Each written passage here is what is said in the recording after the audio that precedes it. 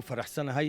markii qudhahaayaan waxelay maaha waa 2 gooroo hore ayaan guulaystay markana waa markii saddexaad markii hore mobile yaan helay markii ku xigtayna waxaan helay koobka wax lagu ridqo iminkana gaadhiyo hadiyadii ugu qaalisanayd ayaan helay maxaad rajaynaysaa markii hore maadaama tartamo ahayd markii aan maanimi meesha inaan waxeliyeyna waaye labadaba waan rajaynay oo halka ugu dambaysaan fadhiyey anoo isla kacoo taagan un baaba lambarka la yeedhiyey sidii baan isku taag shirkadda True Cable-na waxaan leeyahay si wanaagsan ayaa yeesheen laakiin dadkanu 30 hadiyood kuma filla waa inay ka kordhisaan haddii la hayda